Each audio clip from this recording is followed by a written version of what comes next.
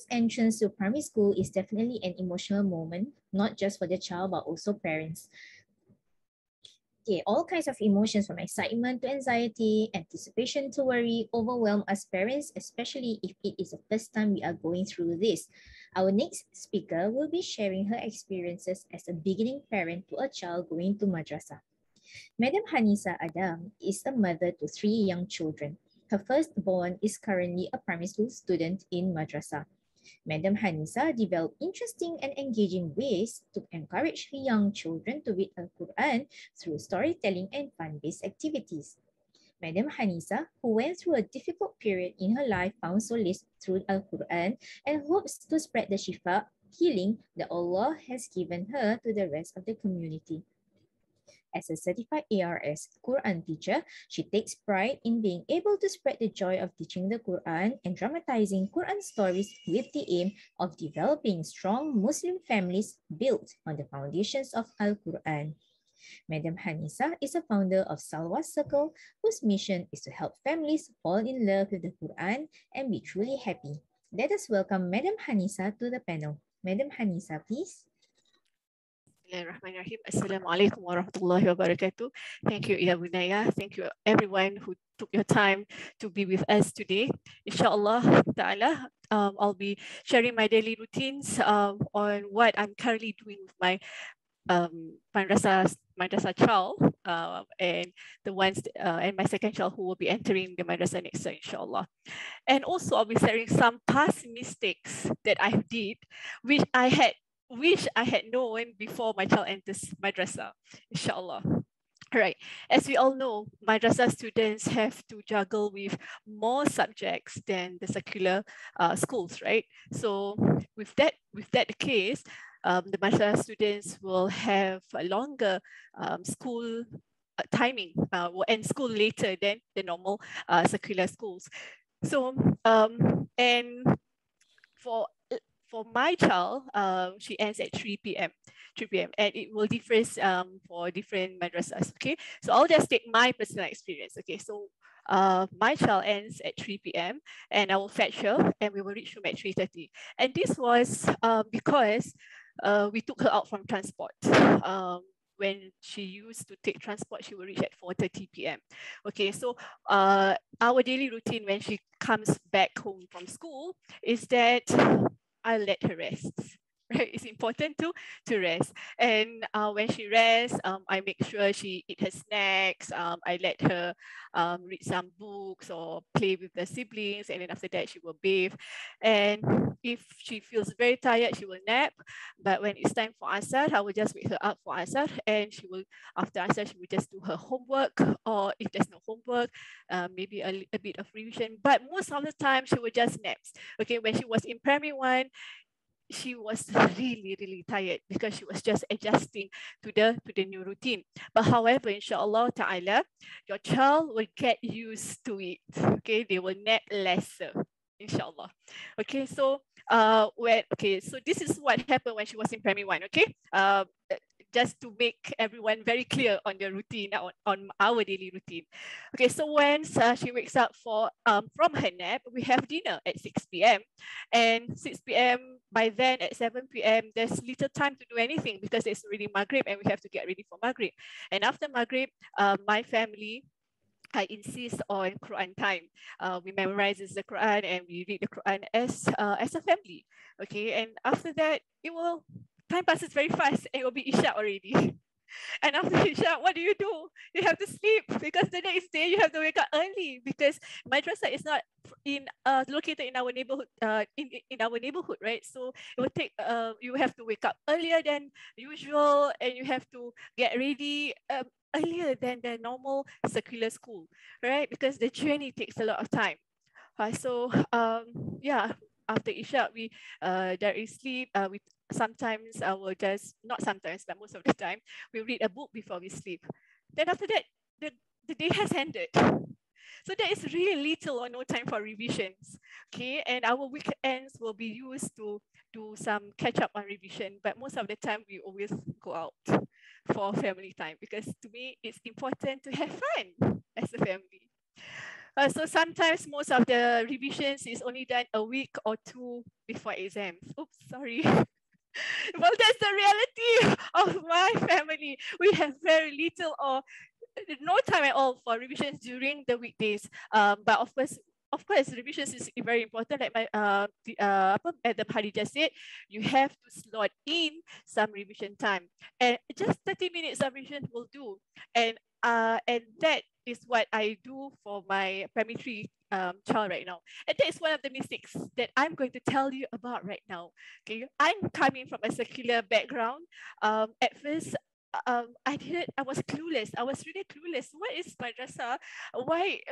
What should I do? Because at that time there was very little resources, and there wasn't any webinar like this to to help parents get to know more about preparing your child to madrasah. Okay, so I was from secular background and I didn't know Arabic, so I admit defeat very early. From very early. So I said to my child, hey Naila, you need to listen to your teacher during Arabic lesson, okay? Because I cannot teach you in Arabic, so you must learn yourself. What kind of mother was I, right? Like telling your child, hey, you are on your own, okay? So you learn on your own. But do you know, mummies and daddies, that as a secular parent, you can actually support your child in Arabic? One of the examples, or one of the things that I do, I just did. I just currently do because I do not want to make the same mistake, right? For my second child who's entering primary 1 next year. Because in primary 3, I saw my child really struggling to learn Arabic, really struggling to understand Arabic. And I think it's not fair for her. I mean, I was the one who put her in madrasah. So I have to take the responsibility. But I wasn't. I really just put her and throw her in the fire and tell her to survive on her own. That's not fair. Okay, so one of the things that I did currently is this. I bought I bought an Arabic storybook from Goodwoods, okay, and of course I do understand, right? So I bought an English one, exactly the same. So what we do with Naila and Nadia is that we read the Arabic first, and after that we read the English, and then we try to guess. We try when we open back this. We open back the text and we try to guess, what's the meaning of this? What's the meaning of that? And you know what? It's so beautiful if you learn together with your child. And learning in Jama'ah has its barakah, inshallah. Inshallah. So learn with your child. Do not. It's okay to learn with your child. And sometimes your child will be even better than you. And that's fine. And that's fine. There's no age limit to be a teacher, right?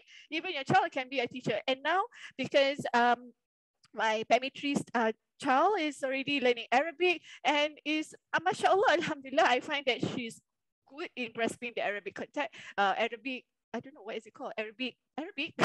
So I'm sorry, I'm really not so well versed in this. And my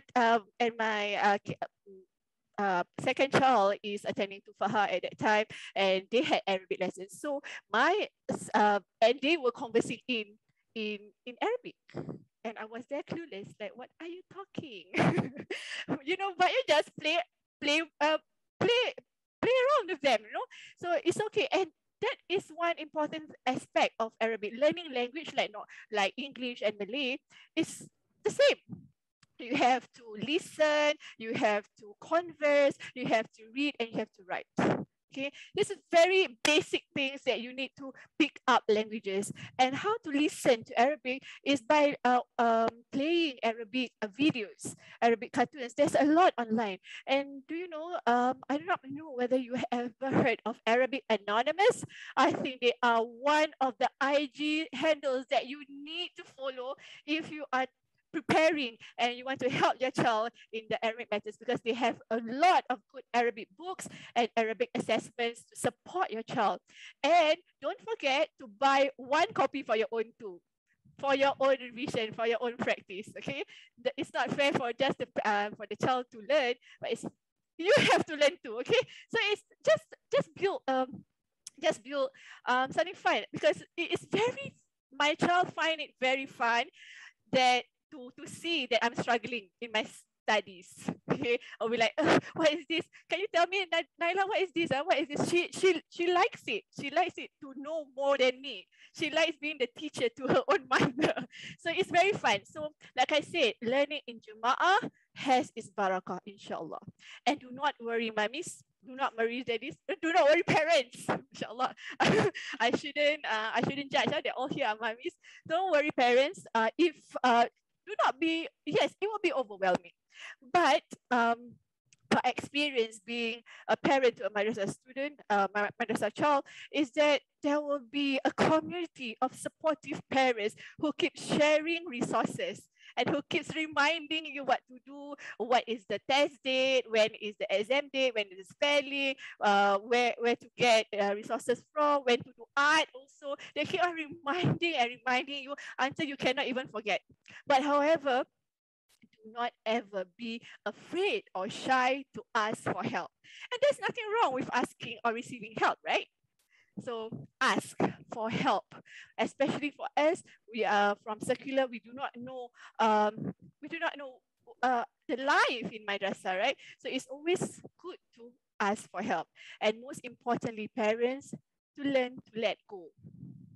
I know we want the best for our child. I know we want our child to achieve good results, but do empathize with your child that your child is going through a lot of emotional roller coaster, because in primary one, they have to handle so many things, like Madam Haida said, there is social experiences that they have to do, managing relationships. My friend don't friend me, my friend don't like me. Very stressed, for kids. So it is very important to give them some slack, parents, because I was once an anxious parent who only think about academics. But life in school is not just about academics. It's about building yourself, building your potential. And potential doesn't only come from academics, but potential also comes from your attitude, from your character, from your other talents, inshallah. Right?